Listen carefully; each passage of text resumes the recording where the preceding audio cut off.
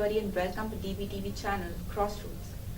I am Tanya Segment, the BBA Travel and Tourism Program Coordinator at the Don Bosco College. Today we have with us one of Goa's leading and dynamic personalities. He is the professor at the Dempi College of Arts and Science. He is also an author of the book Deniz, The Legend. He is the president of the History Heritage Action Group and the president of Goa's movement for special status. He is none other than Mr. Prajal Sakardandi. We welcome you, sir, to Crossroads. So you have been associated with preserving Goa's history and natural heritage. Could you throw some light on Goa's natural heritage? Goa has a very rich landscape, beautiful natural heritage. In fact, we often take it for granted and we don't realize that we are blessed to be born in Goa, to be born as Goans, and we in fact should be proud of this fact that we have inherited from nature, from Mother Nature, a very beautiful natural heritage, also cultural heritage, historical heritage. So we need to preserve all this for posterity, because now whatever we have inherited, we cannot take it for granted and just leave it at the mercy of the governments, because we find that the present government is out to destroy the natural heritage of Goa and sell Goa to builders from Delhi and Bombay. So somewhere the youth have to come out and maybe come out on the roads and say that we need to preserve our mother Goa as green Goa. So over the years there has been a trend that people have been coming to Goa for tourism. Okay, why is it always that Goa is only promoted with regards to beach tourism? There's so much of rich heritage which exists. Could you tell us what are the different heritage sites that people could visit and how best we could go about promoting these heritage sites? Yeah, Goa has been internationally renowned as a beach tourist destination. And see, when people have a misconception that when they talk about heritage, they think it is only heritage meaning historical monuments. That is not so. Heritage is a positive legacy of history, and we have something called natural heritage. So when we talk about beach tourism, it is natural heritage that we are promoting. Okay. Then you have cultural heritage, and then you have historical heritage. Historical heritage is the human-made heritage or built heritage. So heritage can be broadly classified into two, and all three can be promoted for tourism.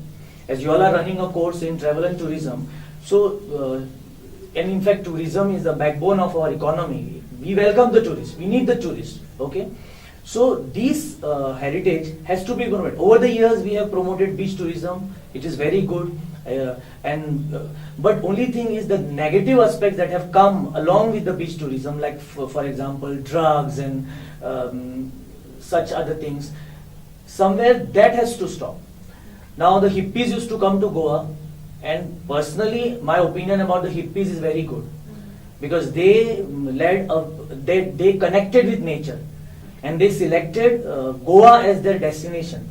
So in 1965 you have the first American hippie called Eddie. He was called 8-Finger Eddie.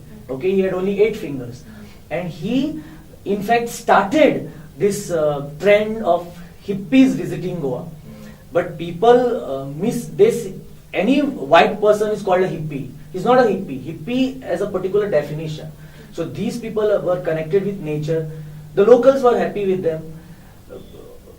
But what happened was a spiraling effect, that there was then some other things that happened in the 80s, like from 80s and 90s, the drugs and all. That part I'm objecting. I'm not objecting to hippie tourism. So because of the hippies, Goa became internationally renowned because they colonized a part of Anjuna, they lived there, part of Kolwa they lived there, and this became internationally renowned. So and people came to see. But there are certain negative aspects which the tourism department itself is responsible for promoting Goa in a negative light. Okay, so they showed images which were uncalled for and all. That gave Goa a bad light. Per se, I'm not opposed to the hippies. And then the foreigners coming to Goa, it's a welcome this thing. But I do not want the foreigners to buy land and stay here. Okay, so also I strongly object for people from Delhi, Bombay coming to Goa and buying land here. There is a land trade which is going on. That has to stop. So tourists are welcome because tourists come here, they contribute to our exchequer and then they leave. Okay, so we have to promote, apart from beach tourism, which we have promoted all these years, let us also promote hinterland tourism. Let us promote the spice plantations. That is being done. Let us promote the historical sites, the historical monuments. Okay, for example, there is a beautiful, which we had taken you, Pansaimal rock art on the banks of Kushavati. Okay, so I do a Kushavati heritage trail with my students.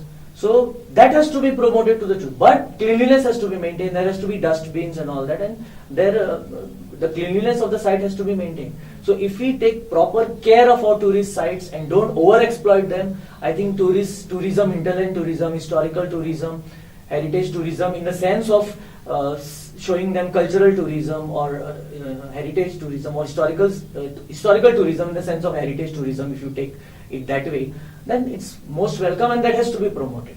In fact, this is quite interesting, so that you were talking about the hinterland tourism. Yesterday we had an interaction with Mr. Ralph D'Souza, and he also spoke about how hinterland tourism is one of the upcoming areas. What are some of the hinterland tourism or tourism aspects which students could take into consideration if they want to develop entrepreneurship opportunities? Yeah, first and foremost, I personally feel that the students should go to the hinterland. The students do not visit the hinterland. Now I'm taking the students on a Kushavati heritage trail, which is an offbeat trail. It is not the conventional trail. Okay, then I do Madai heritage trail. Well, I take them to the spots where when you were a student, we did that. I used to take this. I take the students to those areas which normally does not feature on the itinerary. They say North Goa, South Goa. They just take them to Kalangut, Mangeshi, Martol, Basilica. That's it. Okay, that has been the stereotype, a conventional trail. So I take them to the offbeat trails. Like you will go to the Kushavati, all the sites along the Kushavati river, the backwaters of Kushavati. Then Madai Heritage Trail. Then I do the Old Goa Heritage Walk, which is again offbeat. I take them to the site where Portuguese entered for the first time. Okay, the first Christian structure in Goa, that is Old Goa. It is at Old Goa, which was the capital. That is Saint Catherine Chapel. People go to Saint Cathedral, people go to Basilica. But they don't go to the Saint Catherine Chapel, which is the oldest Christian structure in Goa. So, the students have to explore Goa.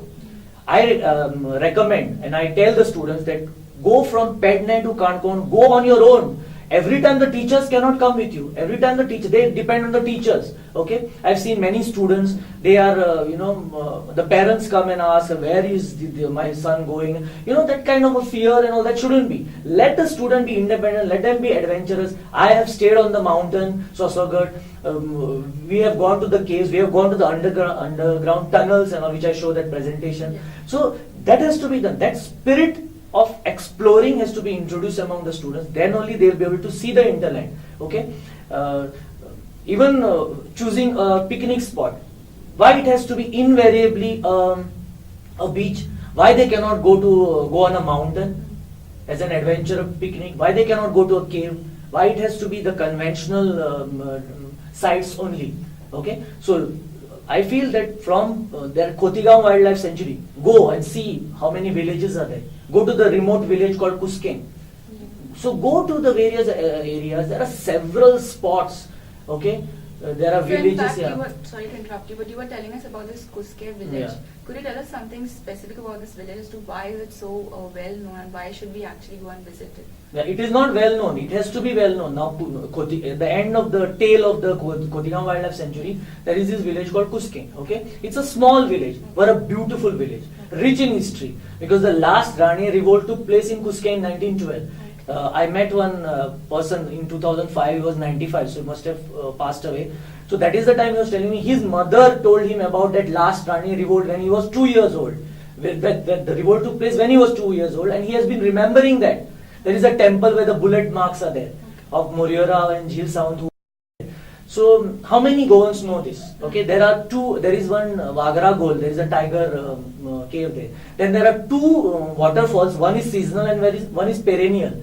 So let the students go there, see this village. Then there is Enre. Then there is Eda. Then there is Mahalbadden. Then there is Khadde. There are so many villages unexplored. People don't even have never heard and never visited this place. places. There is Talpana, there is Mashe, there is Lolien, there is so many, and it is so beautiful, very pristine.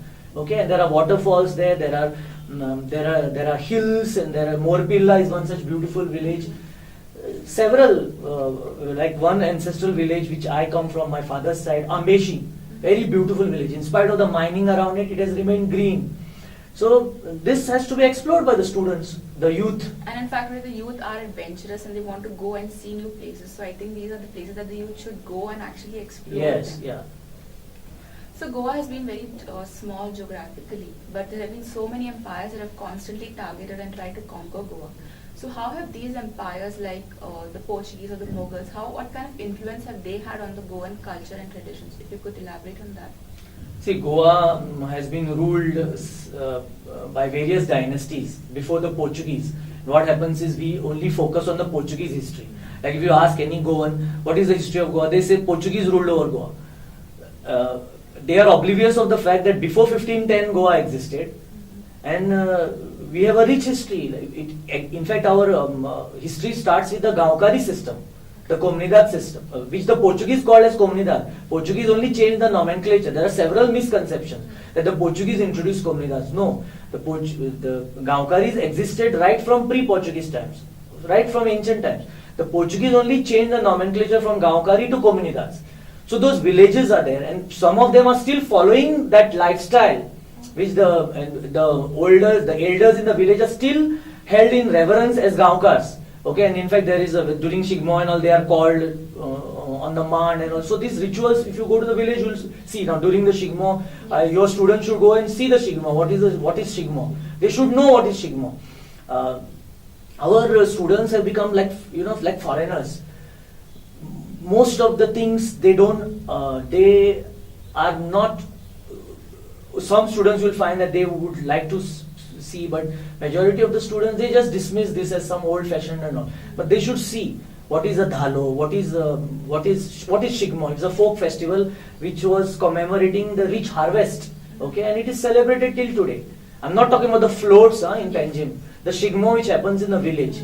Okay, so you were asking me about how the influence. Yeah, so you have Bhoj dynasty ruling over Goa, you have Konkan Mauryas ruling over Goa, you have Badami Chalukyas, Shilaharas, Kadambas, and during Kadam period you have the Tamri Sulla temple, the Mahadev temple of Tamri Sulla. The temple, one of the oldest temples next to the Salauli Dam. While the students will visit the Salauli Dam, they will not visit the temple next to the Salauli Dam. Sometimes the teachers themselves don't know. That is the problem. We cannot blame the students. Sometimes it is the teachers who themselves are ignorant of this and they do not take the students there. Because I remember once I went to Tamri Sulla temple and there was one teacher explaining to her kids that this was built by Pandavas, that it was built overnight. Where are the Pandavas and all? How can you see? This is ridiculous to say such things. It was built by Kadambas. Now every cave they are saying is built by Pandavas. Say that as a legend. Use the word legend. Legend says that it was built by Pandavas, but it was, for example, Harwale caves. It is the Buddhist caves where Shivlings were introduced during Bhoj King Kapali Varman. So everywhere there is an answer in history. It's only a matter of us finding out. So before the arrival of Portuguese, you have the Kadambas as I mentioned. After that Vijayanagar, you have Bahamani, Adil Shah. Then came the Portuguese.